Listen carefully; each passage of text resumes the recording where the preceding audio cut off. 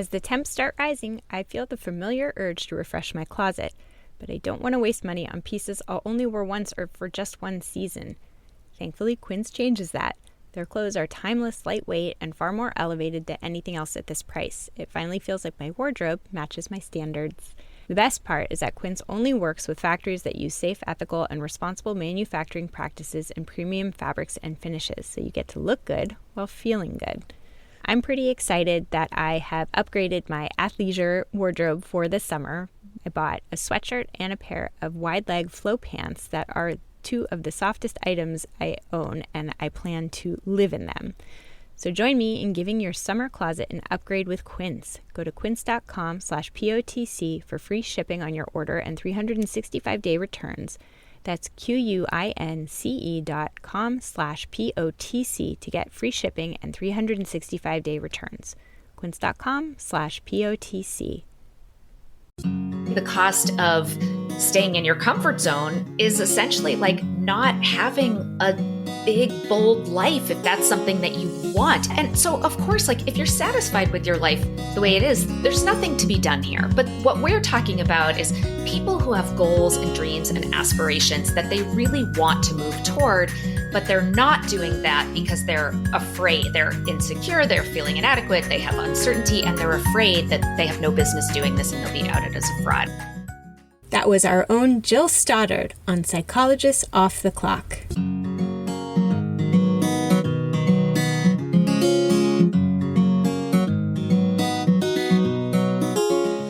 We are three clinical psychologists here to bring you cutting-edge and science-based ideas from psychology to help you flourish in your relationships, work, and health. I'm Dr. Debbie Sorensen, practicing in Mile High, Denver, Colorado, author of Act Daily Journal, the Act Daily Card Deck, and the upcoming book, Act for Burnout. I'm Dr. Yael Schoenbrunn, Boston-based clinical psychologist, assistant professor at Brown University, and author of the book Work, Parent, Thrive.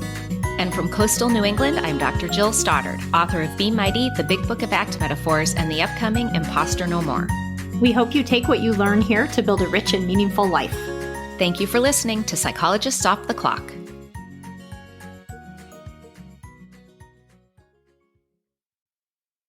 Well, our guest today, Jill Stoddard, probably needs no introduction here on Psychologists Off the Clock because she is one of our co-hosts and well known to our listeners.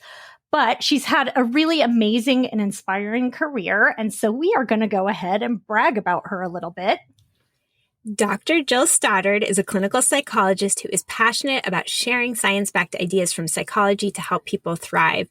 She got her PhD in clinical psychology from Boston University and has worked in medical settings, academic institutions, and private practice. Jill is the director of the Center for Stress and Anxiety Management in San Diego. She is a psychologist, writer, TEDx speaker, award-winning teacher, peer-reviewed ACT trainer, and co-host extraordinaire right here on Psychologists Off the Clock. She's also the author of 3 books, The Big Book of Act Metaphors, Be Mighty, A Woman's Guide to Liberation from Anxiety, Worry, and Stress Using Mindfulness and Acceptance, and her brand new book, hot off the presses, which is called Imposter No More, Overcome Self-Doubt and Imposterism to Cultivate a Successful Career. So we're here to discuss Imposter No More, but let's just also make mention that Jill's writing has appeared in Psychology Today, Scary Mommy, Thrive Global, The Good Men Project, and Mindful Return, and she regularly appears on podcasts other than Psychologists Off the Clock and is an expert source for various media outlets. She lives in Newburyport, Massachusetts with her husband, 2 kids, and very disobedient French bulldog. Jill, congratulations on your new book. Debbie and I are so excited to talk about it with you. Thanks, you guys. I'm excited too. This feels really surreal. It's been a long time since I've been in the guest seat being interviewed on Psychologists Off the Clock. It's kind of fun. And we'll talk a little bit about your entry into Psychologists Off the Clock because you share some imposter stories in your book related to coming on as a co-host. Well, coming on first as a guest and then as a co-host. Mm-hmm. But I just wanted to ask, how much have imposter thoughts been coming up for you as you've been approaching the book launch? Or are you over them entirely as a result of this book? Oh, gosh, I wish. Yeah. Wink, wink. Yeah, that would be nice. But no, I am definitely not even remotely close to being over them, even after writing the book. But, the book is really all about how you don't have to be over them in order to cultivate the life and the career that you want. And I think I'm like a pretty good example of that, and as are you guys. Like, I think we all do a good job of really going after the things that feel meaningful for us, even when we feel uncertain and, self-doubt and have those kinds of imposter thoughts. I have to say, Jill, you mentioned that you're such a good example of how you can have an amazing career. I mean, we just heard your bio, and even as I read the book, there were things you've done that I didn't even know about and ways that imposterism has shown up for you before. We've talked a lot about imposterism before on the podcast. And in fact, you and I did an episode together, episode 189, about imposterism. We were calling it imposter syndrome back then, which we'll get to. So stay tuned to hear about the controversy around that. But I love, Jill, that you write so openly about your experience with imposterism, because I think you are a beautiful example of that. We just heard this super impressive bio, and there's examples in the books that I didn't even know about before, and I know you really well. We did episode 189 together about imposterism, and that was before you even had your book contract in place. Mm-hmm. And so that was a while ago. I think you've done so many things that kind of illustrate what you can do with your career, even as this is showing up in a profound way in your life. Yeah, and I made reference when we were reintroducing you to the audience about some imposterism that you share in the book that really came up the first time that you came on as a guest on POTC, and then when we invited you to be a co-host. So maybe you can start our conversation off with your story of imposterism and joining the POTC team. Oh, goodness. Yes. I will say that I had reached out. I had listened to an episode. It was the first episode with Feather Burkauer, where she talked about keeping kids safe from sexual abuse. And I went on to have a fairly traumatic experience where I observed an adult man grooming my daughter. And it was because I listened to that episode that I knew what I was seeing, and I was able to intervene and keep her safe. And it was pretty profound. I've talked about it on the podcast before.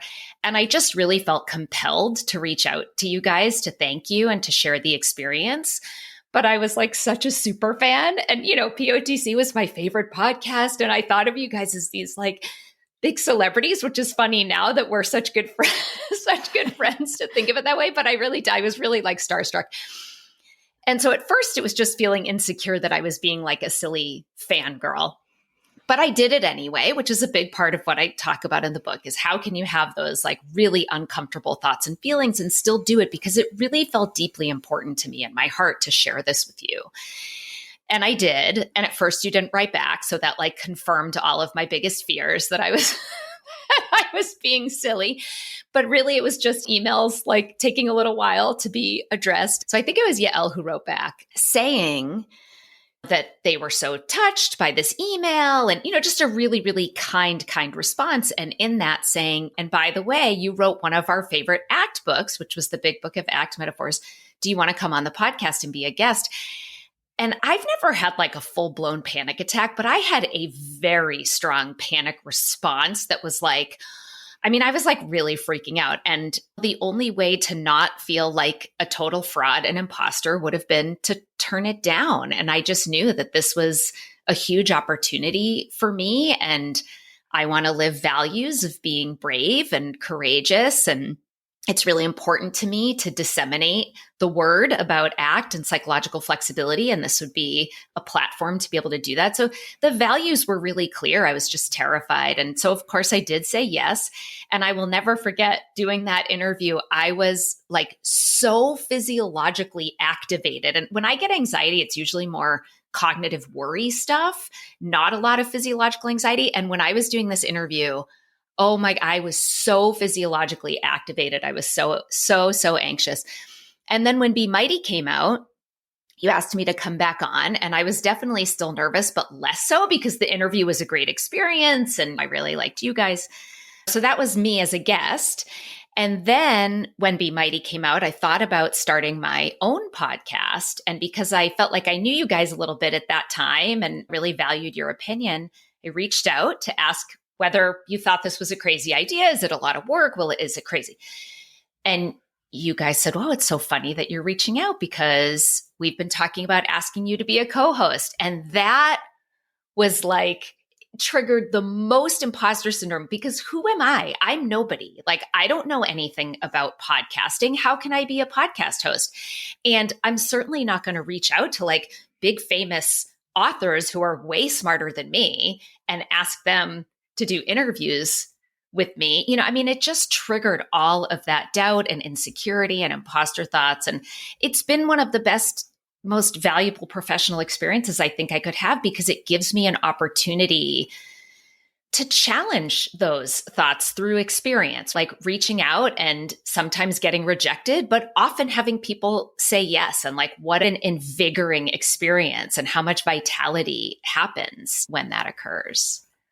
I can relate so much to that. I think even from the very beginning of the podcast, because I was one of the people who started it out first thing, there was a little bit of the sense of, who do we think we are? You know what I mean? And the beauty of podcasting, I mean, what's so amazing about podcasts, anyone can start a podcast. You don't have to apply for anything. You just do it. I mean, there's a lot of pieces to that, of course. I'm not saying it's easy, but it's so accessible. And yet there was that voice in the back of my head, like, why would we put ourselves out there? Like, what do we have to say? Who's going to care what we think? And yet, if you want to start a podcast, you just do it. You can't hold yourself back. And there's no real reason to, except for your own feeling of imposterism around it. Mm-hmm.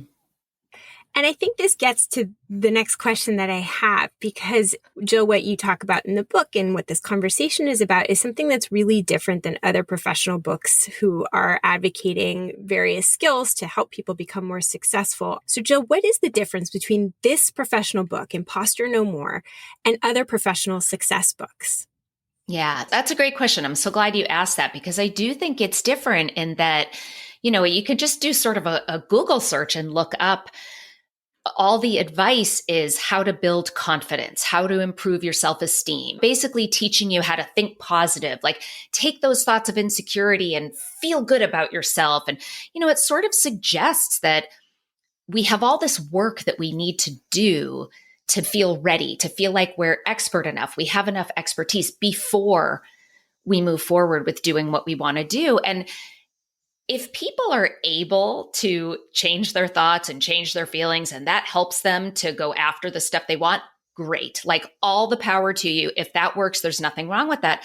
But in my experience, and I'm sure it's true for you guys too, that often doesn't work. You can read my bio and tell me all the great, in fact, the whole time you were like, oh, you've had this, great career and done all these things. And inside at that time, I was like, what? No, I haven't. Like, I'm mediocre. I haven't done that many great things.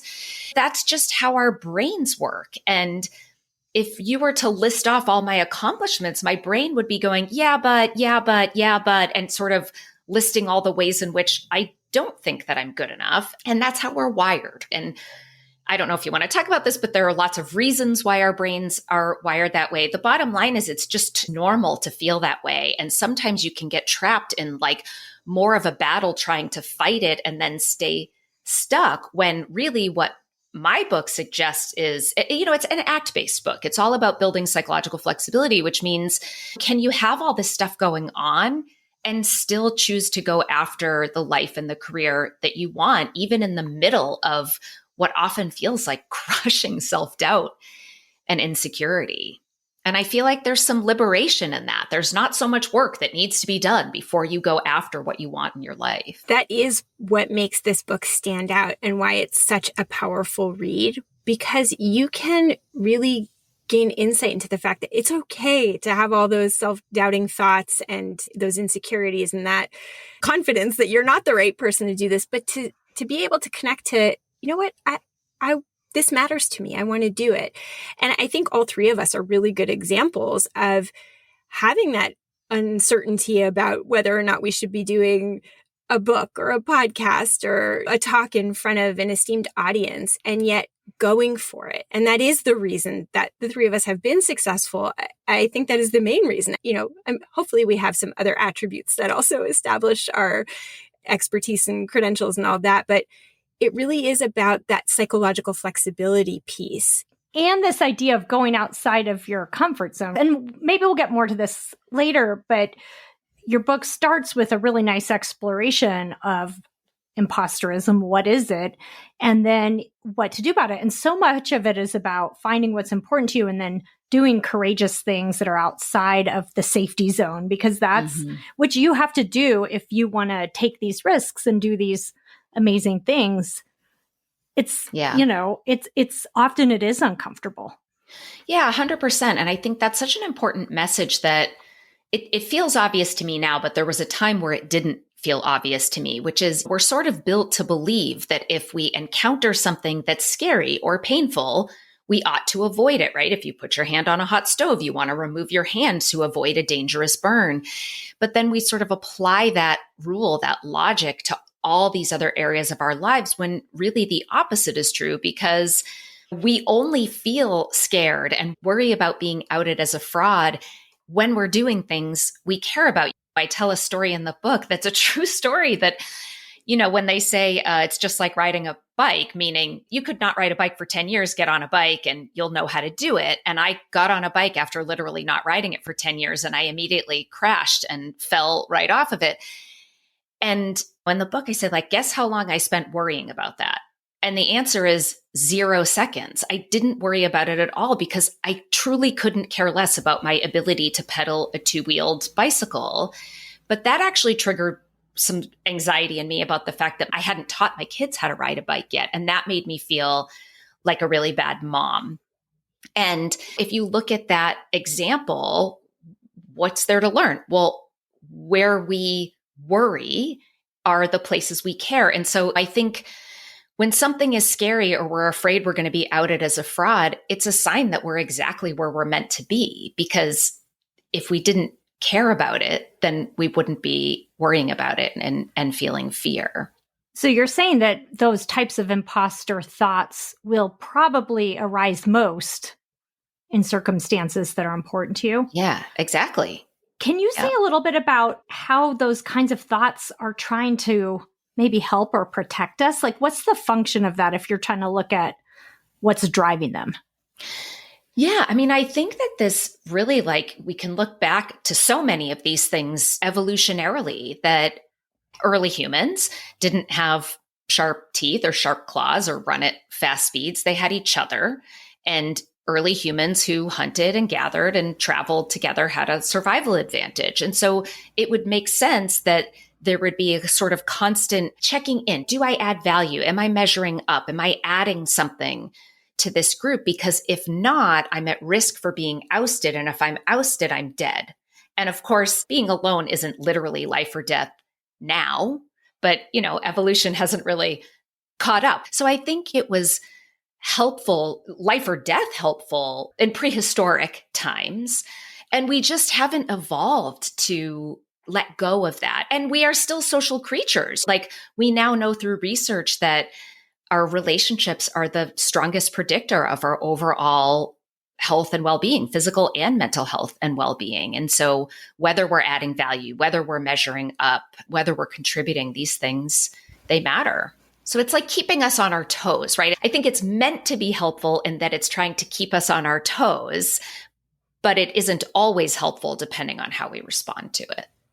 You also make a point in your book that not everyone is at equal risk for imposter thoughts. So who is most at risk? And to dive into some of the particulars, how does it affect women and men differently?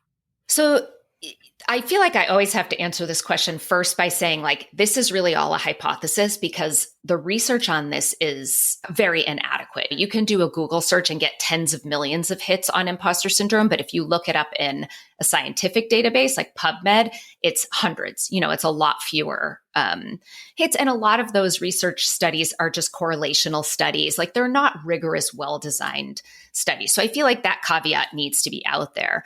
There are some studies that show this happens more commonly in women than men. There are other studies that fail to show that difference. What I think and what others have also suggested is that where those gender differences are not being seen, it's likely a function of marginalization versus not. I think if you compared people who have been marginalized to people who have not, or even people of any gender who have been marginalized to people who have not. That's really where you would see the differences. And the reason I think that is because if you think historically, women, people of color, people in the LGBTQ community, immigrants, disabled people have a history of being told that they don't belong in certain spaces. Women don't belong in men's spaces. People of color don't belong in white spaces, et cetera, et cetera, et cetera.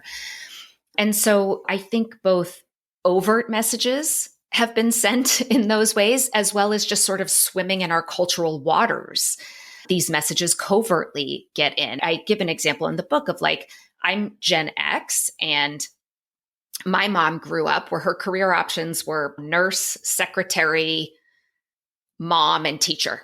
That was pretty much it. So I think women of her generation looking to be entrepreneurs or to get into STEM very much have been told they don't belong in those spaces. So it would stand to reason that it might be more likely they would experience the imposter phenomenon in those spaces. So I think that learning history impacts the development of imposterism a lot, but studies show up to 70% of people will experience this. So like really it's most of us. So kind of going back to the evolutionary hypothesis, it's why it shouldn't be called a syndrome, because this really seems like it's a pretty normal part of being a human being. So people who listened to the episode back in 2021 that we did on imposter syndrome before you wrote this book will notice maybe that we're not calling it imposter syndrome in this episode. We're calling it imposterism and the imposter phenomenon.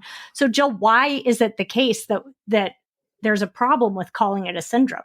Yeah, I think this is so interesting. So, when this phenomenon was identified back in 1978 by Pauline Clance and Suzanne Imes, they called it the imposter phenomenon. And they thought that it really only occurred in high achieving women. And I find it fascinating. I don't think it's a coincidence that a phenomenon found predominantly in high achieving women suddenly got rebranded in our culture as a syndrome. I just don't think that's an accident. I think that is a cultural example of systemic sexism. But if up to 70% of us have it, it means the majority of us have it. So how can it be a syndrome? How can it be a pathology if it's something most of us experience? And then I think if the hypothesis is accurate that experiences of marginalization are what tend to lead to this, then it also shouldn't be called a syndrome, because this is not about a disordered psyche. This is about people. This is the result of organizational and systemic oppression. And so, in the book, I sort of call for a cultural rebranding and going back to calling it the imposter phenomenon or imposterism, imposter experience thoughts, anything other than syndrome, because it's simply not a syndrome. Yeah. And I think that you're getting out of blaming the victim for it, so to speak, just because instead of saying, well, what's your problem? Why do you have this? It's more like, well, given the context, of course you have this. And now let's find a way to not let that hold you back, but to be less pathologizing about it. It's not like there's something wrong with you for feeling this way. You have some terrible syndrome. It's like, this is a human experience that many of us have. I'm actually somewhat fascinated by the small percentage of people who are completely unfamiliar with this concept. And in your book, you write about this, and you write about the Dunning-Kruger effect, which to me is, I love talking about the Dunning-Kruger effect. I think it's such a fascinating concept from psychology. Could you speak a little bit about that? What's going on there? So the Dunning-Kruger effect is basically a failure in self-awareness where people who have limited competence overestimate the knowledge or skills or abilities that they actually have in a given area. And then because they lack competence, they also lack the ability to recognize their deficiencies. So they don't question whether they're legitimate or deserving of inclusion in a group. It's like they don't know enough to know that they don't know anything about it. They kind of think that they know everything there is to know about it, when in fact they don't know enough to know that they aren't competent. My husband works in technology, in renewable energy. He's like a computer guy who does tech work, and he finds this often happens. People know just enough to think, oh, I know what you need to do, and it'll take 2 days or something. And it turns out it's this really complicated thing, but they don't know enough to know that they don't why know it takes so long, but they think they do. They think they have an understanding of it. And it's that thinking they do piece of it. Exactly. Maybe they took a computer science class back in college or something. Yeah, So they think exactly. they know how it works and how to do it. And often there's this overconfidence that people have. Is that right? That's exactly right. Yep, Yeah. that's exactly right. They have lots of confidence, but not a lot of knowledge. So in a funny way, it's almost the opposite of imposterism. It's almost like instead of thinking, oh, who am I? I don't know anything. They're going to find out any minute. It's like, oh, I know all about this. And exactly. Yeah. And maybe we all have that in ends certain of domains. The similar. Right. We may in certain domains, and then you don't know what you don't know. So you don't necessarily know if you're guilty of the cognitive bias. Right. And maybe it also gets to the point of that there's some utility in having imposterism thoughts, which is that it helps us to know when we lack competence. And do I know what I'm talking about might help lead you to doing some research and finding out, is there more that I should understand before I act as the expert? So I have this general question, and I know that there's no recipe, but do you have any advice for how do we know when to listen to thoughts of I don't know enough versus when to shift our attention away? Yeah, I think that's a really good question. And I think it's a hard thing for us to answer for ourselves. Like if you want to get a new job and the job description lists, these are all the things that they want in a candidate. And maybe you look and you don't meet every single qualification.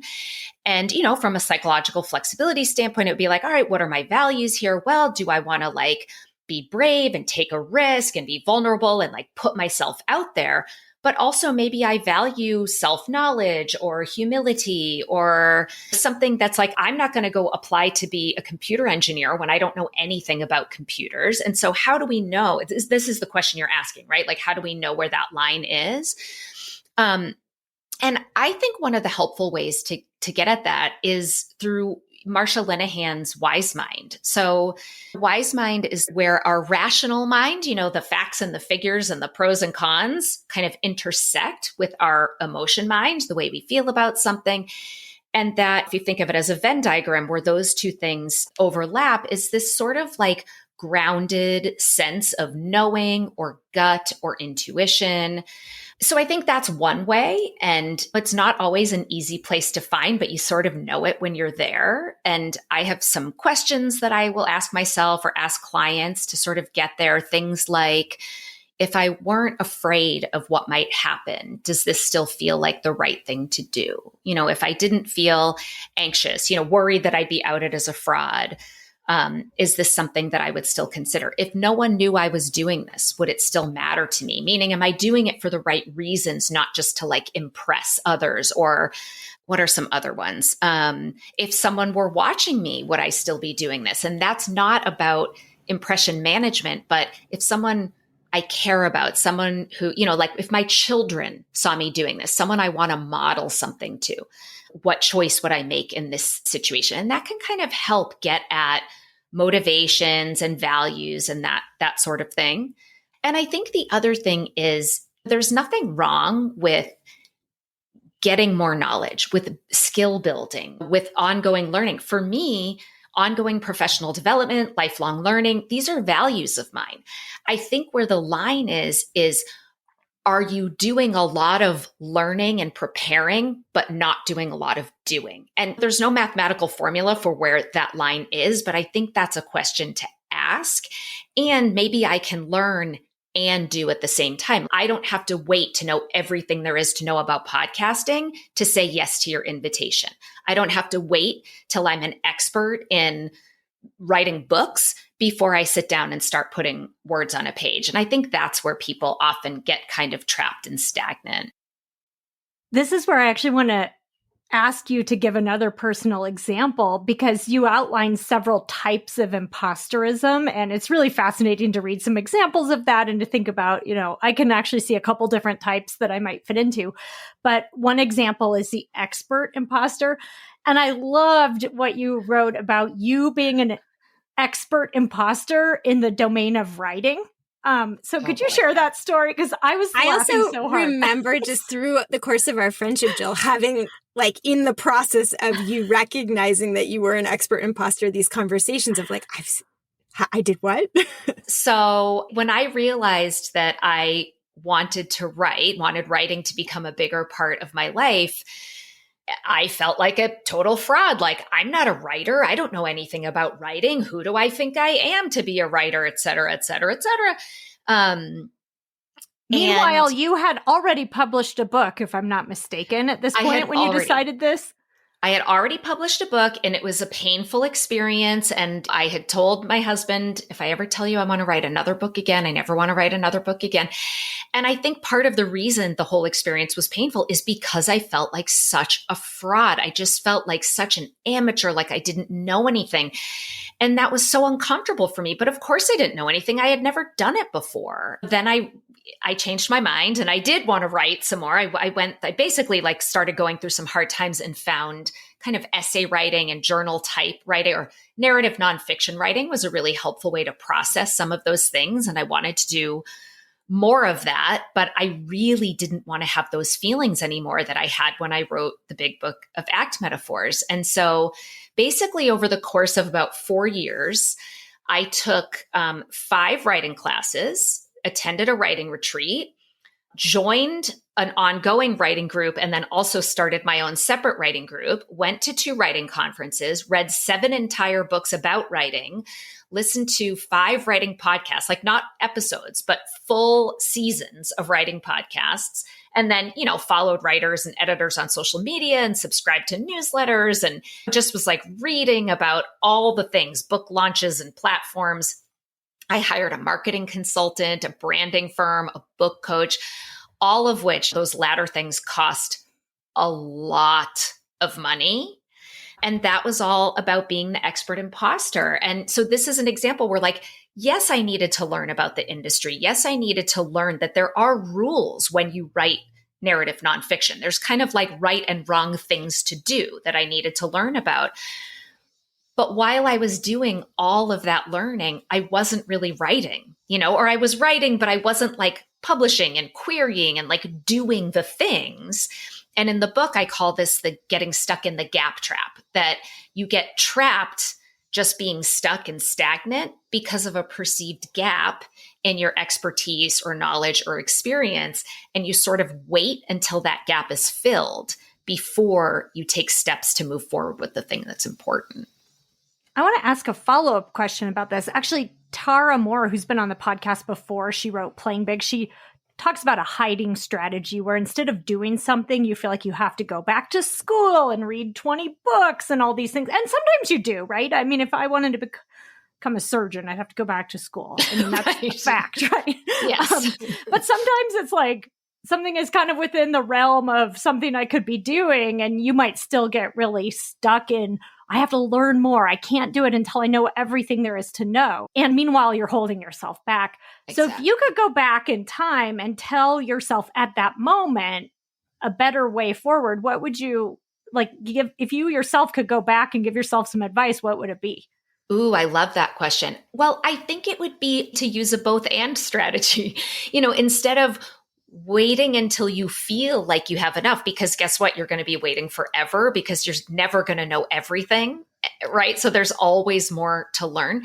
So I think it would be, yes, learn and grow and build your skills while also doing the thing. And, one of the things I told myself, so when I was invited to be a guest on the Art of Charm podcast to talk about imposterism, this podcast was huge. And I was like, I don't know any. This was just because I had done a panel and talked for 10 minutes about imposterism. And Michael Harold, who people know from our podcast, also works on the Art of Charm. And he was at the panel and invited me on. And I thought, oh my God, I'm not an expert. Like, I did a 10-minute presentation based on other people's work. And the way that I was able to talk to myself about getting onto that podcast is I don't need to know everything. I just need to know enough to speak intelligently for 1 hour, right? So it's like trying to figure out like, what is enough in order to move your feet in the directions that matter. And it doesn't mean you stop learning. You can keep learning, but not waiting until you feel like you know enough before you start moving. This kind of reminds me of the difference in maximizing versus satisficing, which is a decision-making paradigm from Barry Schwartz, who we've had on the podcast before. But it's this idea of people often get caught up in like, what is the perfect way to show up? And those people really struggle to make decisions versus people that have like a pre-designated, this should be enough for me. Like I can decide and anchor it that this can be enough. And I think that's a bit of what you're talking about. I wanted to pull out something that you had said earlier, which is that you didn't want to have the feelings, that you were sort of pursuing all this knowledge so that you wouldn't have the feelings, which is something in acceptance and commitment therapy that we call experiential avoidance, which comes up a lot in this conversation about imposterism and what happens for folks. So I wonder if you can talk a little bit about what is experiential avoidance and how it sort of fits into the problems caused by getting sucked into imposter thoughts. Yeah. I mean, really simply put, it's anything you do or don't do to control the way you feel. And normally that means trying to reduce the feelings you don't want to have or enhance the feelings you do, or trying to prevent a feared outcome could be part of it too. And so I think this can play out in a number of different ways with imposterism. The obvious way is you don't do things because you don't feel like you know enough, or you'll be outed as a fraud. And that fear, not wanting to feel the fear, makes you turn down opportunities or not pursue goals that are important to you. That's sort of the obvious way. But I think the other way that it plays out is really the opposite of that, where we pursue achievement after achievement after achievement because we think, if I just get one more award, if I just make more money, if I just get this one promotion, or I write one more book, right? Then that is going to be when I finally feel like I've made it and I'm legitimate and I will no longer worry about being outed as a fraud. And I think that's just a little bit of a sneakier form of avoidance. And like, guess what? It doesn't work. You have a quote actually in your book, it works until it doesn't, which is, I love that. I'm like, ooh, that was really a good way to think about it, Well, Jill. and of course, because everything works or we wouldn't do it, but then eventually it doesn't work, right? So yes, I effectively feel less like a fraud if I don't go after a promotion, but now I'm still feeling like I'm less than, I'm not good enough. So, when we avoid, it does work to make us feel better temporarily, right? If you feel like a fraud and then you pursue an achievement, then you'll temporarily feel better. Like, today I won't be outed as a fraud because I checked off this box. But then the more you do, the more expert you think you're expected to be. And so then you're back to feeling like a fraud. Like, it really ends up being this kind of self-perpetuating, maintaining cycle of reinforcement learning is really what it is. So you have some terrific exercises for figuring out how to manage or respond to this impulse to experientially avoid. And one of them has you smelling your husband's feet. So I want to know if you really did that. But I also wonder if you could just share some examples that other people might be willing to do because they can't smell your husband's feet from not your house.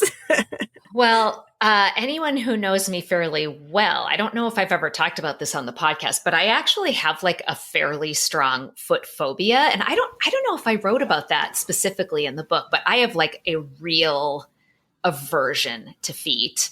I worked on it a little bit in grad school, did some exposures. It's better now than it used to be. But luckily, my husband has like fairly cute, like little Fred Flintstone feet, so they don't bother me as much as other people's feet do.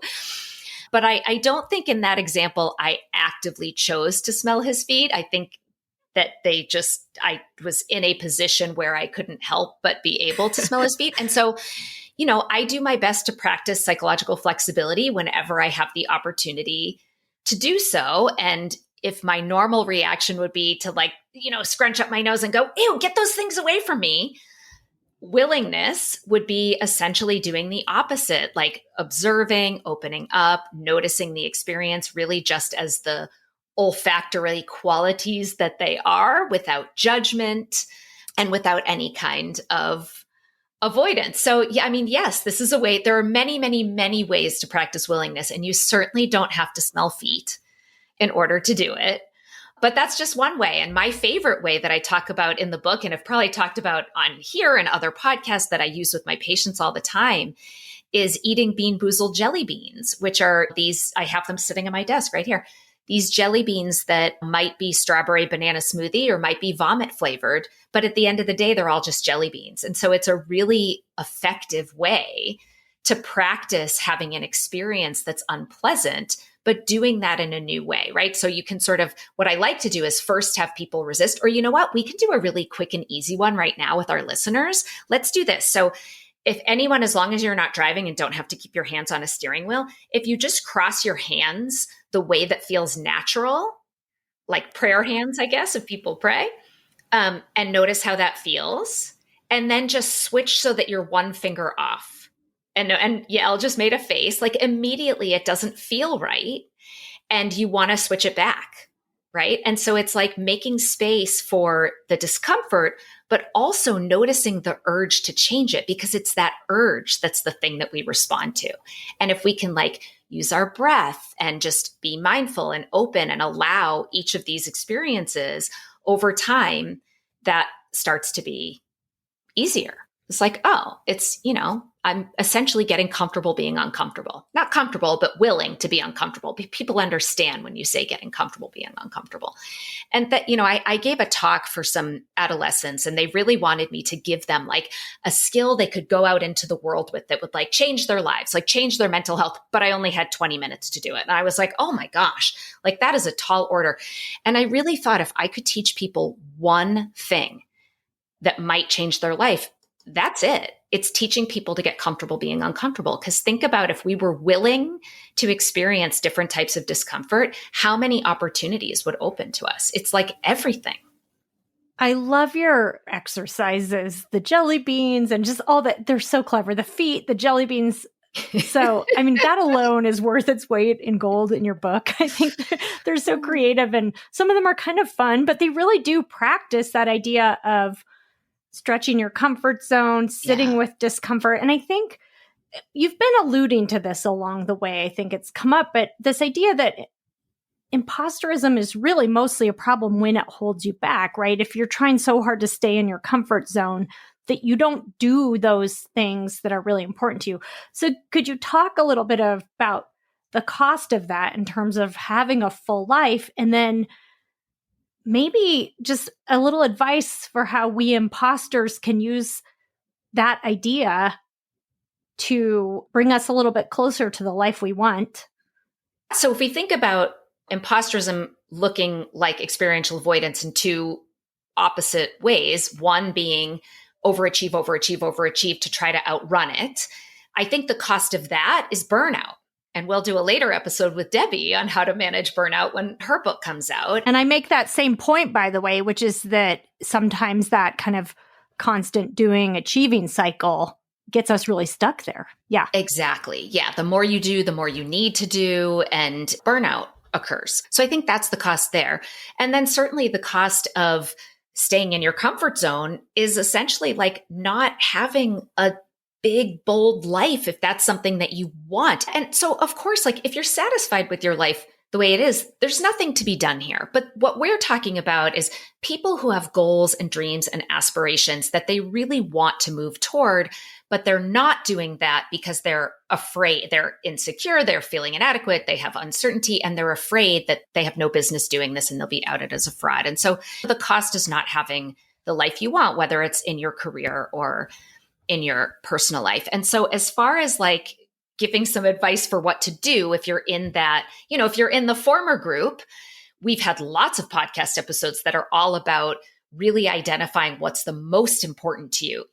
Essentialism was one of them. Subtract was one of them. Take away the things that aren't serving you and only do the things that you really, really care about. And I think that's the advice for the first type of overachieving imposter.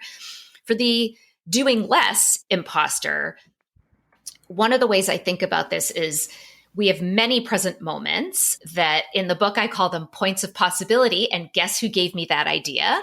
Dr. Debbie Sorensen. Do you remember that, Debbie? Oh, yeah, that's right. You were looking talking about for a term. Yeah, like, what do we call this? You're like, how about points of possibility? And I was like, ooh, and then we can have an acronym that's like POP, like moments that pop. And I got all excited. So that's in the book. Thanks to Debbie. I forgot that I did that. Wow, I'm such a genius. You totally are. Kidding, you are. Kidding. But you're an imposter no more, Debbie.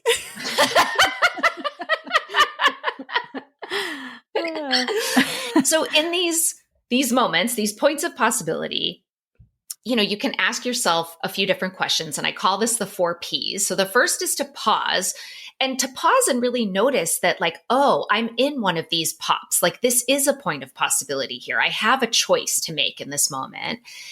And then to pick your values. Who do you want to be? What do you want to stand for? What do you want your life to look like? What really matters to you? And then the last 2 Ps are either persist or pivot. So based on your values in this moment, do you want to persist in the direction that you're already moving? Or do you want to pivot to do something different that's a more workable action? Or in other words, something that's values congruent, and really getting conscious about that, because so much of what we do, we just do on autopilot. Like we feel afraid, so we just dive into our comfort zone and that's that. So really getting conscious and more choosy and deliberate based on values. Well, Jill, this has been so fun to talk with you about your book that Debbie and I were kind of with you on the journey for, but it's now going to be out in the hands of readers and make such a difference for people. So we wanted to end with you sharing a little bit about a personal story. So your entire approach to navigating imposterism is really exemplified in your giving a TEDx talk. So could you walk us through that experience and how you navigated it to illustrate how people can use the concepts in your book, as your subtitle says, to overcome self-doubt and imposterism to cultivate a successful career? Yeah, this was a biggie for me. So I had the opportunity to apply to do a TED Talk, and, was like, well, I'll apply because I won't get accepted. Everybody always gets rejected their first time around. And then I got accepted. So of course my mind said, well, she must have just accepted everybody, right? It couldn't possibly be that you actually have a message worth sharing. So there were imposter thoughts all along the way. And then it got accepted. And I really was sort of in this position of like, I really don't know if I can do this. I was so incredibly anxious. I really did not feel confident or certain that I had a message worth sharing. And on a much more personal, painful level, I have a long history of having a complicated relationship with my body. My mom used to call me Tubby and Little Tub Ed and things like this when I was growing up. And I gained a lot of weight during the pandemic. And so it just felt really hard for me to memorialize myself on video forever at a time that I was feeling particularly insecure about myself. But doing a TEDx talk was like, top of my professional bucket list, dream come true type opportunity. So I just was so conflicted, right? Like I really wanted to do it. And it was so painful to even think about everything I would need to do, every step I would have to take to actually accomplish this. And believe it or not, I got there with like a pretty simple values identification exercise. And this was actually a patient of mine. I think I've told this story on the podcast, where she came into session one day all excited that she had done a bunch of committed actions. And when I asked her how, she said, oh, I just thought WWJD. What would Jill do? And so this, like, I've kind of turned this into an exercise, like, who is your J? Right? Who is somebody that you admire, that you look up to, a hero that could be like a wise guide when you're struggling to make a decision, a hard decision. And so my J is Oprah. Like everyone who knows me knows I'm a little obsessed with Oprah. And it's because she has endured, sexism and poverty and racism and abuse and body shaming and all of it. And it's never stopped her. So I genuinely thought, well, if Oprah were in the exact same situation I'm in right now, what would Oprah do? And it was instant. I didn't even have to think about it. Of course she would do the talk.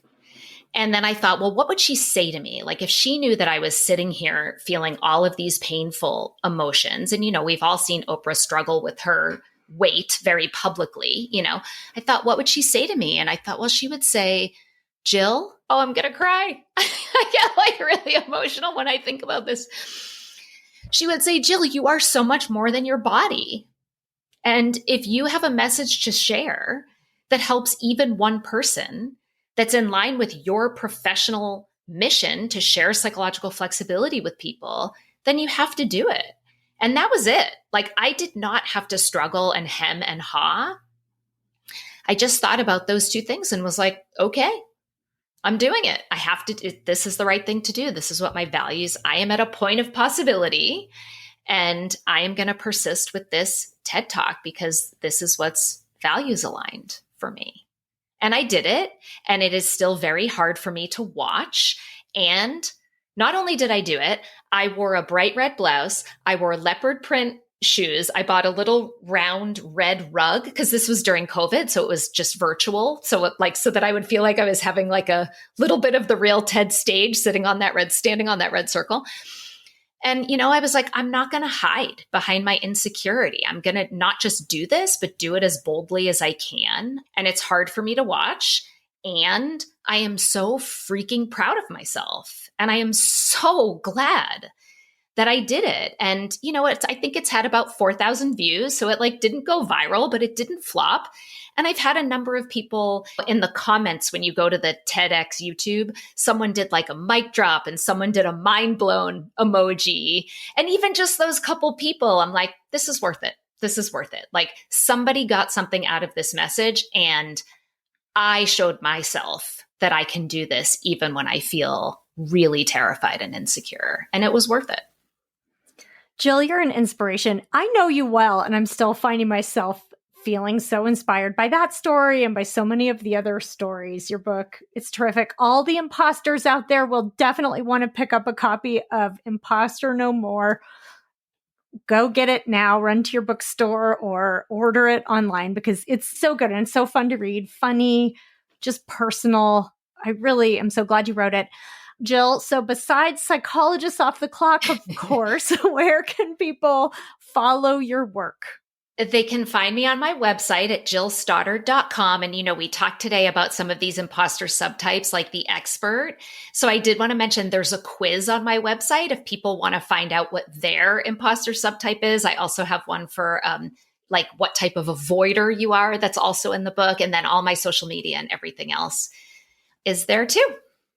Well, thank you, Jill. It was so fun to have you be in the guest seat again for the first time in quite a while. Thank you. Congratulations, Jill. Congratulations. And thank you for all of your help along the way. I think some listeners know we don't just podcast together, but we write together and help with each other's editing and all of that. So it's been really meaningful to have you be a part of the process right from the beginning. Yeah, it's been really fun. And to see the final book in my hands has been so cool, just how well it turned out and to be there along the way. Actually, I was going to have my first question be, who is this Debbie Sorensen you mentioned on page but I didn't. You're so these anyway, strange sneaking that people. in. You mentioned the acknowledgements. Right. She sounds amazing now. She is. Not an imposter. Agreed. Well, thank you, Jill. Thanks, guys.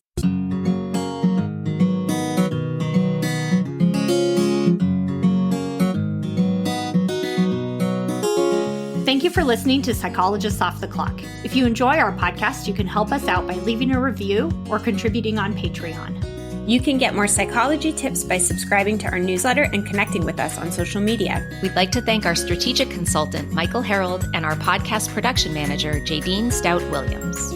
This podcast is for informational and entertainment purposes only and is not meant to be a substitute for mental health treatment.